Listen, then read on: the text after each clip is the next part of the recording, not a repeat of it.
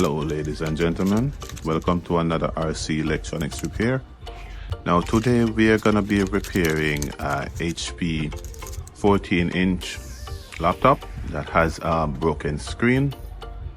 Now come along with me as I make this broken laptop functional again. Now don't forget to like and subscribe, as that would be much appreciated.